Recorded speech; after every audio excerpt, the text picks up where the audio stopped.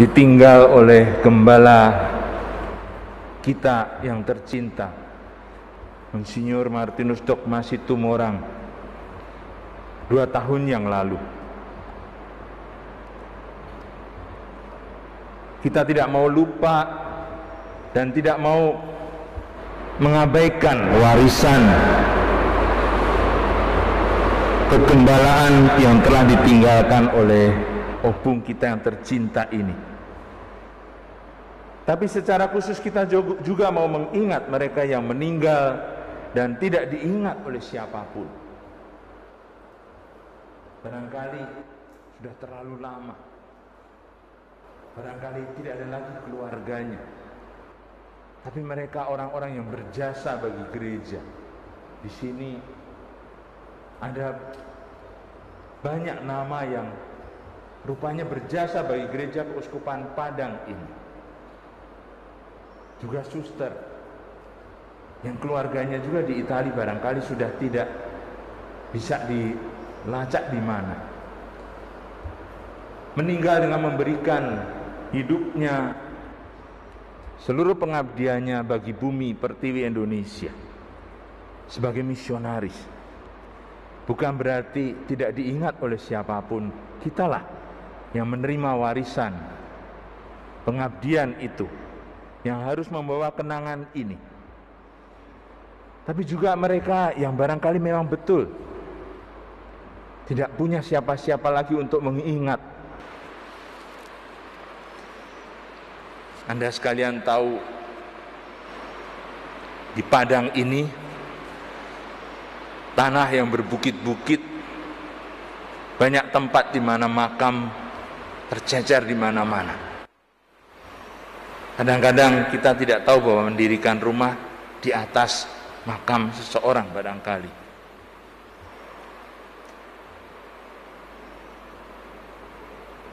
Kita tidak mau seandainya kita menjadi bagian atau anggota keluarga orang-orang yang dimakamkan dengan cara seperti itu, yang tidak punya tempat di hati siapapun.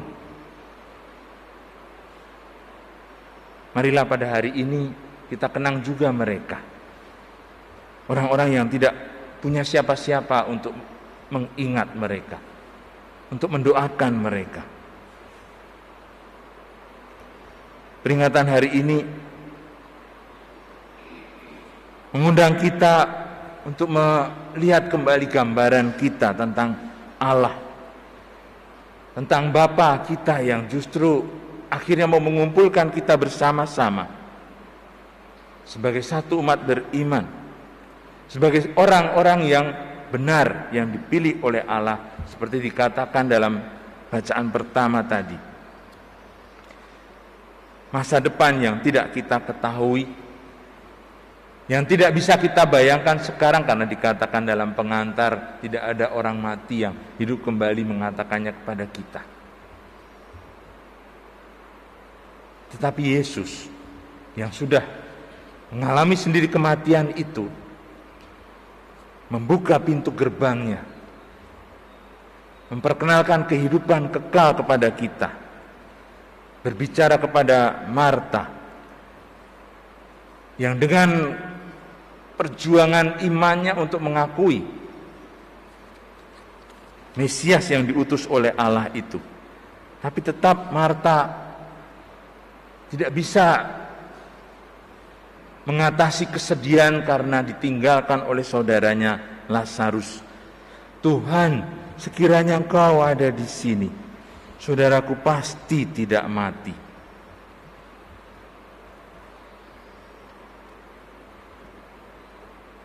Saudara-saudari yang terkasih, tidak mungkin kita lupa tahun ini banyak orang yang betul-betul bahkan tidak punya waktu juga untuk meratap, tidak punya waktu yang pantas untuk mengantar dengan hormat kepergian orang-orang yang dikasih, karena meninggal terserang penyakit COVID itu. Dimakamkan dengan cara yang sedemikian rupa atas nama protokol kesehatan dan segala macam yang membuat orang tidak bisa lagi membuat satu upacara penghormatan. Meninggal dunia itu juga ada seninya. Orang dulu mengatakan ars morendi, seni untuk mati. Dan mati dengan cara terhormat justru karena diantar oleh orang-orang yang mencintai, dimakamkan dengan layak. Tapi kita semua tahu, jenazah-jenazah yang dibungkus dengan plastik, dimakamkan cepat-cepat atau dikremasi. Bahkan tidak ada waktu lagi untuk menyelesaikan doa rosario barangkali. Mereka semua yang tentu pada waktu peringatan arwah orang beriman begini meletakkan harapannya pada doa-doa kita yang masih hidup. Doa-doa kita yang bisa mengenang dan mengingat orang-orang yang barangkali kehilangan orang yang dicintai, kehilangan seluruh rencana masa depan, keluarga. Karena tiba-tiba diambil Tuhan dengan cara mendadak seperti ini. Kalau kita tidak punya keyakinan dan pegangan, kalau kita tidak punya satu pengharapan yang toh akan berlalu juga, iman, kepercayaan dan pengharapan itu yang tetap sesuatu yang di dunia ini kita perjuangkan dan toh akhirnya berlalu. Kita harus punya sesuatu yang membuat kita akhirnya tidak jatuh dan tidak gugur dalam percobaan dan penderitaan ini. Kasih Tuhan sendiri. Yesus mengatakan kepada Marta, saudaramu akan bangkit. Marta masih mencoba untuk memahami itu. Aku tahu bahwa ia akan bangkit pada akhir zaman. Tapi Yesus mengatakan, akulah kebangkitan dan hidup. Barang siapa percaya kepadaku, ia akan hidup selama-lamanya, walaupun ia sudah mati. Satu revolusi mental yang tentu saja sangat sulit, mudah diucapkan barangkali, tapi menghadapi kenyataan seperti pandemik ini, tidak ada seorang pun yang bisa mengajarkan pengalaman sampai di titik batas daya seperti orang-orang yang kehilangan anggota keluarga yang dicintai itu. Saudara-saudara yang terkasih, kasih yang tidak berkesudahan itu, kasih dari Tuhan sendiri yang menguatkan kita itu tidak akan mati. Iman dan kepercayaan kita bisa kadang meragukan semua itu. Harapan kita bisa pupus. Tapi kasih tetap tinggal. Kasih itu seperti seolah-olah ketika mesin orang yang sudah sekarat kemudian berhenti menjadi satu garis, tiba-tiba membentuk gambar sarangeo begitu. Nah, kita bisa takut semua kalau tiba-tiba orang begitu. Tapi itulah seperti mau mengatakan hidup bisa berhenti berdetak, tetapi kasih akan tetap terus berlanjut. Di bawah salib kita bisa menyaksikan Yesus yang menyerahkan hidupnya kepada Bapaknya menjadi contoh bagi kita, karena kasih kepada Bapa itu dan kasih dari Bapa kepadanya tidak berkesudahan. Kasih itulah inti kehidupan.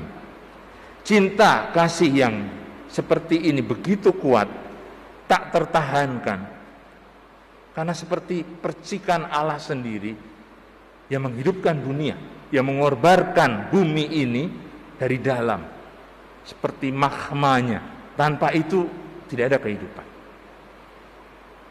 Maka tidak pernah mati sebenarnya. Kalau kita percaya akulah kebangkitan dan hidup, justru karena kita punya di dalam diri kita mahkmah itu. Kita punya di dalam diri kita api cinta kasih ilahi ini. Pada akhir zaman, itulah yang akan ditanyakan kepada kita. Bagaimana kita menjaga kobaran api cinta kasih ini di tengah segala tantangan, penderitaan, perjuangan.